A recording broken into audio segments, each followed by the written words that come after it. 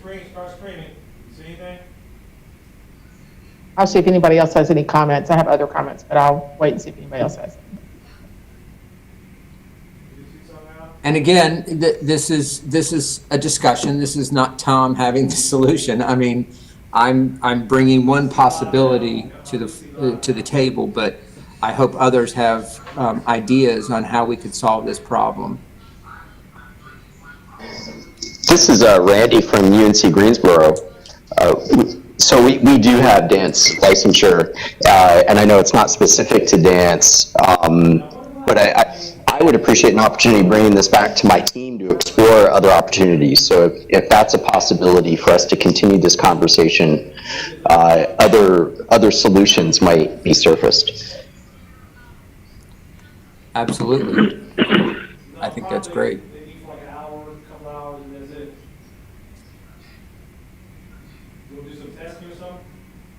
So is the does it seem the best path here, Chairman Miller, would be just to let people kind of absorb the problem and go back to their respective institutions, or and kind of brainstorm about this, and we have maybe we have a discussion again next month that has a little more options that people have thought of over that time? I think so, but I think Dr. Bullock had a few more comments as well. So Dr. Bullock, jump in.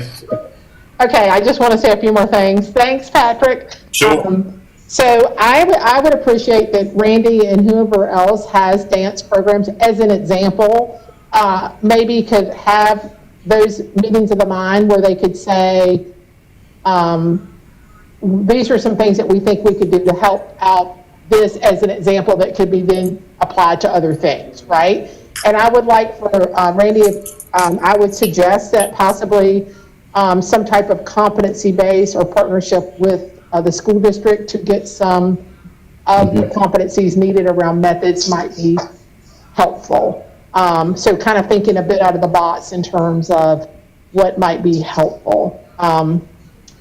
And I also think that we don't want this to be a rabbit hole that everybody can just do this, but maybe we just need some direction for DPI to route people and LEAs to route people to programs that have come up with positive solutions. And this is a chance for EPPs to stay in the market and to help solve this problem.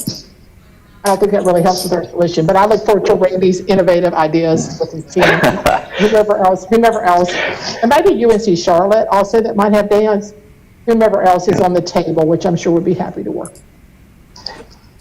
And thanks for that. I could see it being useful if there's an easy list, like Andrew, if you have a list of, clearly dance is one of these programs, but what are some other examples that might help put some guardrails on as we're having these conversations with our teams in terms of what we're talking about and what we're not talking about?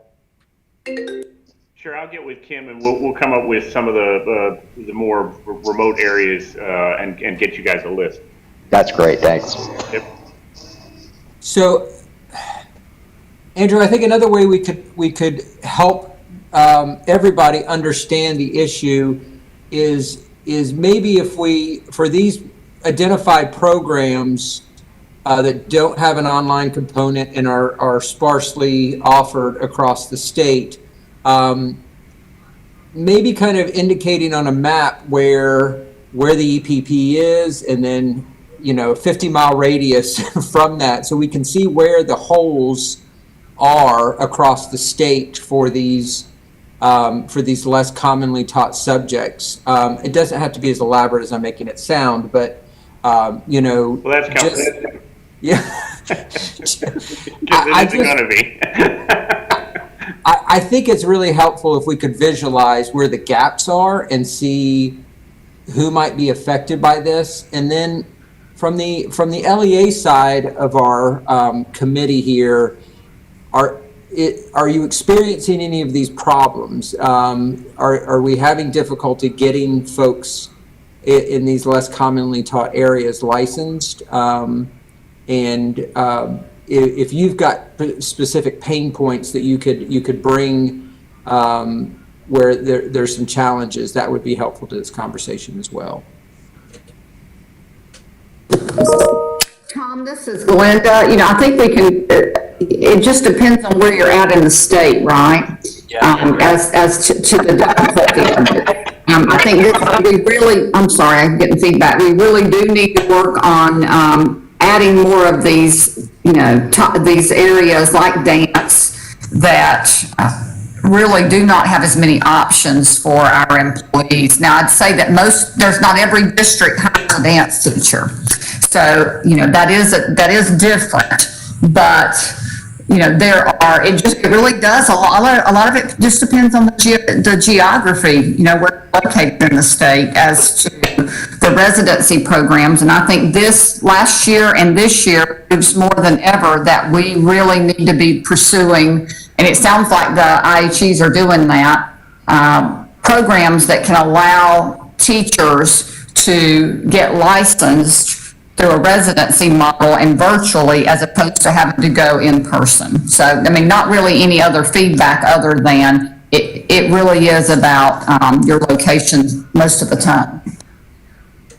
Yeah, and I think that's that's a great point, Glenda, and that's why I wanted to highlight where the gaps are, because I think we're going, my sense is we're going to see where those gaps are persistent across the different program areas, and I'm talking particularly in the Northeast and the Southeast, and maybe some of the Northwest, where the more rural settings of our state are going to be disproportionately affected by this. And I certainly want to make sure that they have the access that they need as part of the solution. Hey, Tom, it's Andrew Lakis. Just a quick offering. The map you were talking about for DPI, I just was playing around on the teachnc.org website, and if you filter by dance and online, well, you do dance and it offers about 8 options in North Carolina. If you do dance and online, it appears the only option in North Carolina is Teachers of Tomorrow. But I don't think we need to create, I mean, I would just suggest maybe we link up with that TeachNC website and use it more regularly, because that should be able to push people to what's available. All right, that's good feedback. Maybe Andrew, we can connect with Princess and see if we can get, we use that tool to speed up our ability to identify these gaps.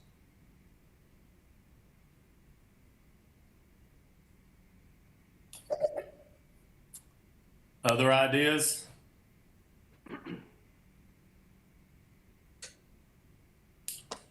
So what I'm hearing is we're going to spend some time thinking on this issue between now and our November meeting to see if we can come up with any additional solutions. Is that correct?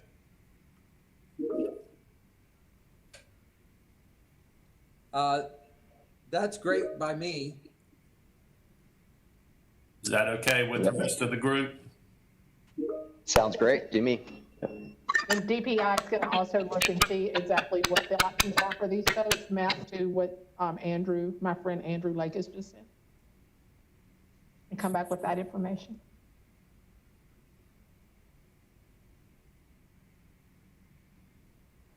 Can you repeat that, Dr. Bullock? There was some feedback and I couldn't hear everything that you asked, if you don't mind. I said, and the other, sure. And I said, and the other thing is that DPI will come forward after looking at exactly who offers what and if there are online options already. So that we'll know exactly if this is really a problem or we just need to route people in different ways. DPI team, is that a possibility?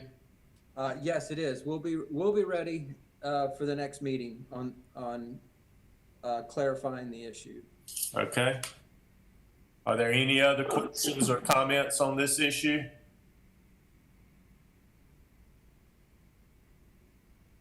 Thank you, Dr. Tomberlin.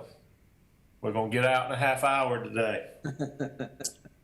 So thank you, commission members, advisors, and staff for your preparation for today's discussions. I would remind the commission members that our next monthly meeting will be held on Thursday, November 12th, beginning at 9 o'clock.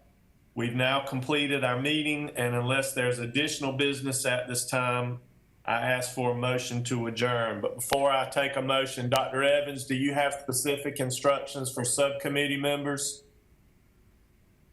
The subcommittee meeting will start at 10:30. You're welcome to join as early as 10:15. Okay. So with that, And it's using the same link as this meeting. all right. So I will ask for a motion to adjourn.